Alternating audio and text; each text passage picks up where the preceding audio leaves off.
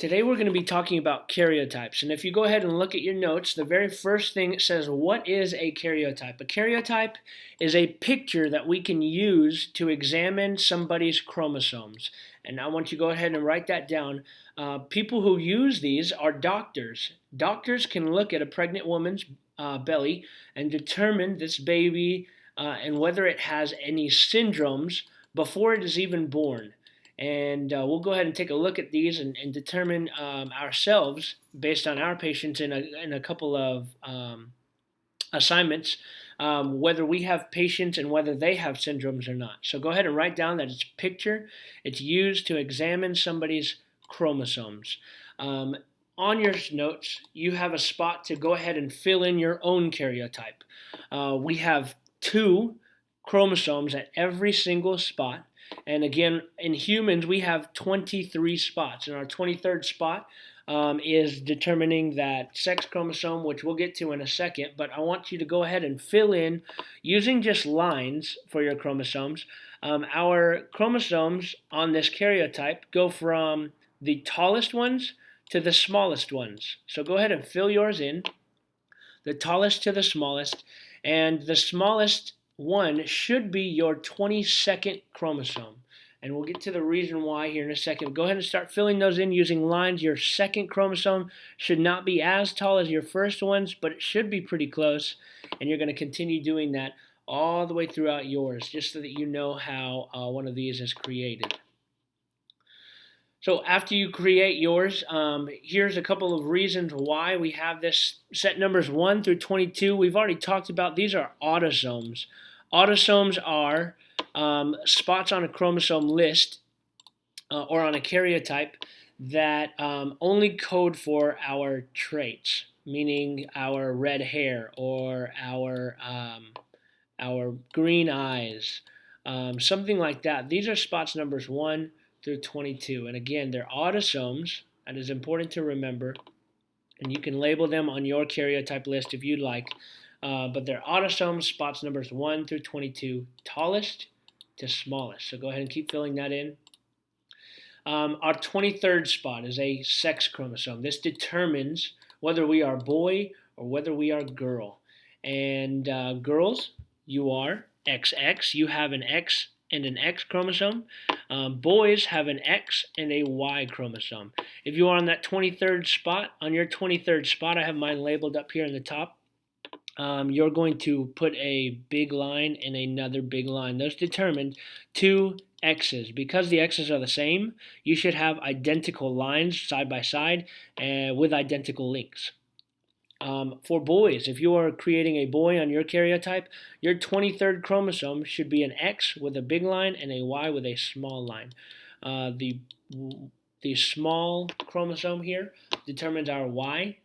The large chromosome determines our X. And again, it should be about the same size as these ones over here if you're creating one. But remember, for each one of you, on your test, you are going to have to determine somebody's karyotypes and determine whether it is male or whether it is female, and whether that is XX or XY.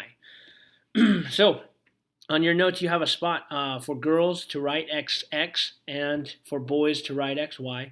The next part of our notes is we're going to be looking at something called ploidy.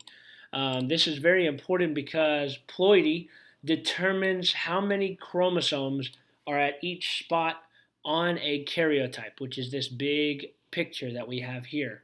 If somebody is diploid, right here, I've got the emphasis on the word di there. Di means equals 2. If we are looking at somebody who is diploid, they've got 2 chromosomes at every single spot, this one and this one. At spot number 2, they have 2 chromosomes at every single spot. These 2 chromosomes are my homochromos, or my homologous chromosomes. Those are coming one from mom and one from dad. If we are looking at a diploid organism coming from a human, there should be 23 spots. And if there are 23 spots, a diploid human has a total of 46 chromosomes. A total of 46 chromosomes, because there are 2 at every single spot. You can count them 1, 2, 3, 4, all the way down to 46 right down here. Um, so on your notes, you can write down how many chromosomes for diploid. That is 46. An example of a diploid organism would be a human. You can write whether it is a boy or a girl, but it is a human male or a human female, and that determines our features or our looks. So on my next slide, I have something that is for haploid. If you are haploid, you have half the amount of chromosomes at each spot, which is you only have one chromosome at each spot. So how many chromosomes? It would be one. An example of that, or an example of something having haploid chromosomes, would be a sperm cell. So down here I have these pictures. This male right here, if we took a picture of his karyotype, it would look like this right here above. It would have diploid chromosomes at each spot. So they would have 2 chromosomes at each spot, one of them coming from his mom, one of them coming from his dad. Whenever he decides to make or go through meiosis, he is going to create a sperm cell. When he creates a sperm cell, that in turn creates a new karyotype that would look like this. And what we can tell here is that in this sperm cell that he created right here, he gave away one chromosome at each spot, whether it's coming from the right side or the left side of his chromosomes. But he's giving away one chromosome at each spot. And then lastly, he's giving away an X here. So he gave away his X here. You can give away either side. It doesn't matter which side, and most of the time it is random because remember, we give away 4 sperm cell for boys. Girls only give away 1 egg, remember that, or they create, 1 egg. But if we have 4, this sperm cell right here could have gotten the Y chromosome. So could have this one, it could have gotten the Y as well, and this last one could have given away that X. So each one of these having its own half of the chromosome set given away to it. So an example of this haploid cell could be that it is a sperm or egg cell. Our last thing that we're going to talk about today is something called non-disjunction. On your notes, it says, what is non-disjunction? Non-disjunction is the failure of your chromosomes, whether they're homologous or just the regular sister chromatids, the failure of them to separate during meiosis. Go ahead and write that down. Whenever they fail to separate, remember, whenever we go away from each other, that is during which phase? Hopefully you said anaphase. And whenever we separate during anaphase, we are separating in meiosis 1, the homochromos, and in meiosis 2, we are separating the chromatids. I'm just going to write tids here.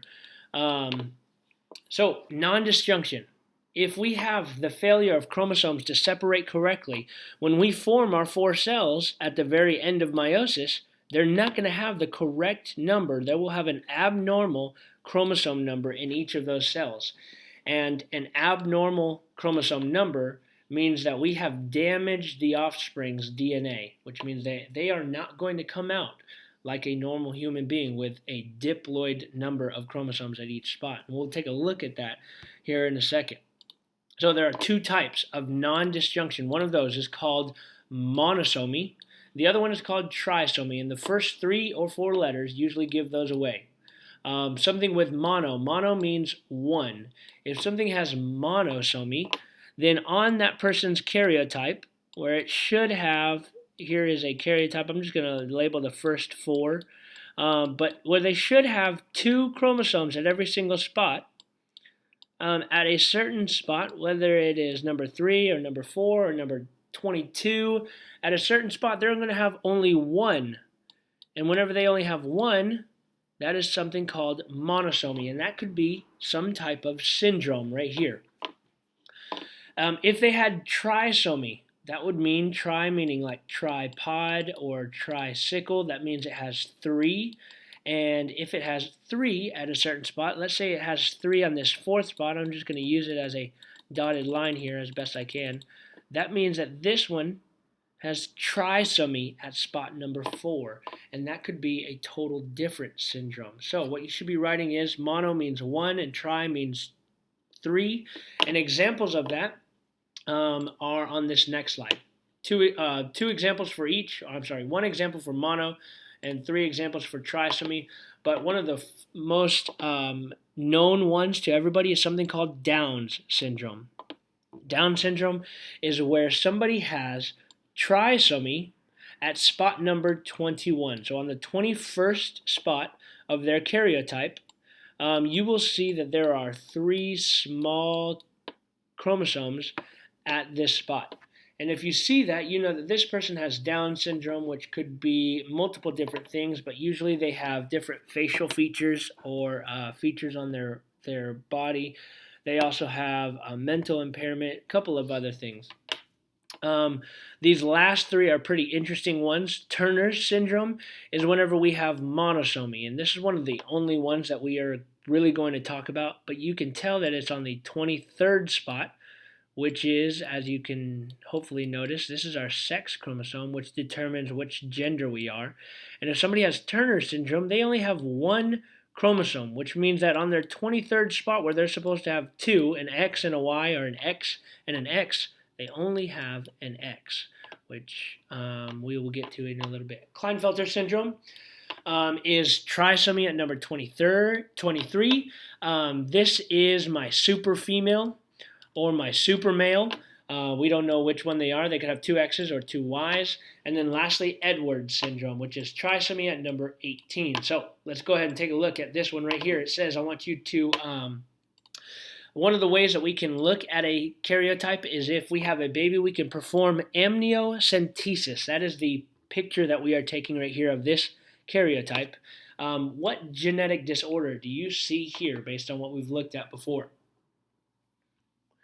You can go ahead and look at each spot, whether they have diploid chromosomes at every single one, and these first 3 do. You can tell that at the very 21st one, we have trisomy at 21. At trisomy at 21, we just went over, that is a person with Down's syndrome.